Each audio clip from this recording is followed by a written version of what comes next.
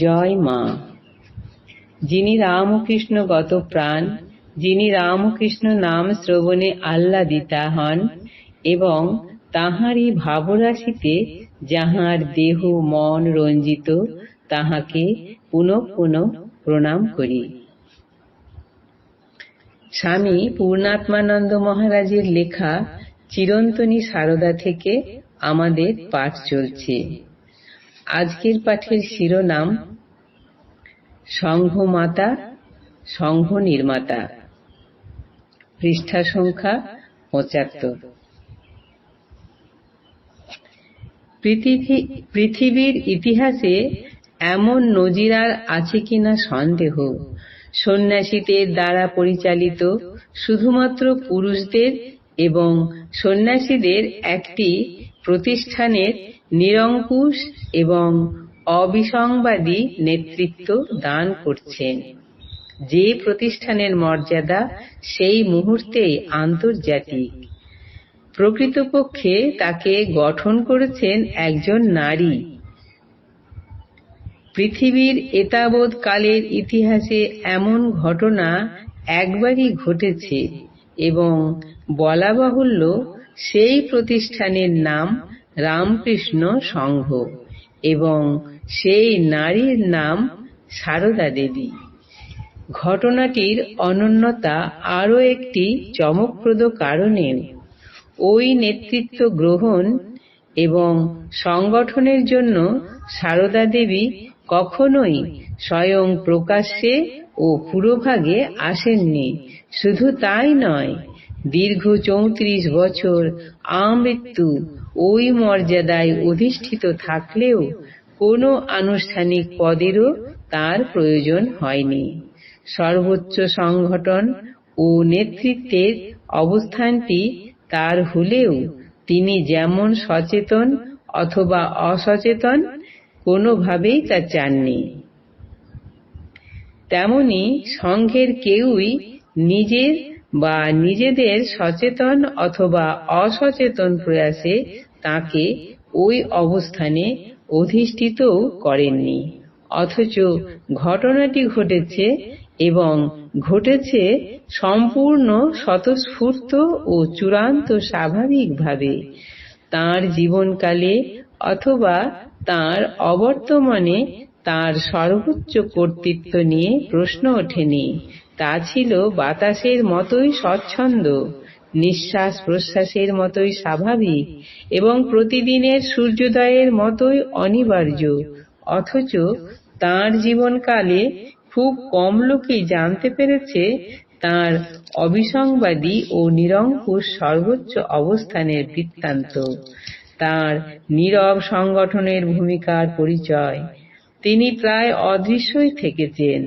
তাঁর ভূমিকা রয়েছে সকলের অলক্ষ্যে, তাঁর আদেশ ক্বচিৎ উচ্চারিত অথবা শ্রুত হয়েছে, অথচ তাঁর ব্যক্ত অথবা অব্যক্ত সামান্য ইচ্ছা পরিগণিত হয়েছে অবশ্যকৃত হিসাবে। রামকৃষ্ণ সংঘের আনুষ্ঠানিক সর্বোচ্চ পদ অধিকারী থেকে সাধারণ সভ্য পর্যন্ত সকলের দ্বারা অক্ষরে অক্ষরে তা সম্পাদিত হয়েছে কুণ্ঠাহীন শ্রদ্ধা ও সম্ভ্রম এবং প্রশ্নহীন আনুগত্যে। সকলের অলক্ষ্যে, সকলের অশ্রুতে প্রভাতের শিশিরের মতোই তিনি রামকৃষ্ণ সংঘকে পুষ্টি দিয়েছেন সজীবতা, সঞ্জীবনী শক্তি এবং চিরযৌবনের চিরন্তন প্রেরণা। বাস্তবিক অভূতপূর্ব এই ঘটনা, তুলনারহিত এই দৃষ্টান্ত। রামকৃষ্ণ সংঘের ভিতরে এবং বাইরে থেকে এই অনন্য ও অপূর্ব ইতিহাসের সাক্ষী হওয়ার সৌভাগ্য অর্জন করেছিলেন মনস্বিনী এবং Tejaswini miss Margaret Elizabeth Nobel, পরবর্তীকালে ভগিনী নিবেদিতা। তাঁর অভিজ্ঞতার রূপ তাঁর নিজের রচনাতে এই রকম। শ্রীরামকৃষ্ণ কোনো কিছু করার আগে তাঁর পরামর্শ সর্বদা নিতেন। শ্রীরামকৃষ্ণের শিষ্যগণ তাঁর উপদেশ সর্বদা শিরোধার্য করে চলেন। তাঁর সম্পর্কে সংঘের সন্ন্যাসীগণের বিরচিত সম্ভ্রম দেখবার মতো। প্রতিটি গুরুত্বপূর্ণ ব্যাপারে তাঁকে সর্বাগ্রে স্মরণ রাখা হয়। তাঁর যে কোনো ইচ্ছাকে স্থায়ী আদেশ তুল্য জ্ঞান করা হয়। সে এক দর্শনীয় অপরূপ সম্পর্ক। এবার আমরা ইতিহাসের দিকে যাব। রামকৃষ্ণ সংঘের আনুষ্ঠানিক প্রধান স্থপতি স্বামী বিবেকানন্দ হলেও তার প্রকৃত স্থাপয়িতা শ্রীরামকৃষ্ণ, একথা আমরা জানি। কিন্তু সারদা দেবী এই সংঘের অধিষ্ঠাত্রী দেবী, তার জননী, তার পালনকর্ত্রী, তার পুষ্টিবিধাত্রী। সংঘের অধিষ্ঠাত্রী দেবী রূপে তাঁর অভিষেক ও বোধন হয়েছিল ষোড়শী পূজার সেই ঐতিহাসিক রাত্রিতে। জননী রূপে তার ক্রমবিকাশ নহবতে, আর পালনকর্ত্রী এবং পুষ্টিবিধাত্রীর ভূমিকাটি প্রথম থেকেই জননী ভূমিকার সঙ্গে অঙ্গাঙ্গিভাবে সম্পৃক্ত থেকেছে।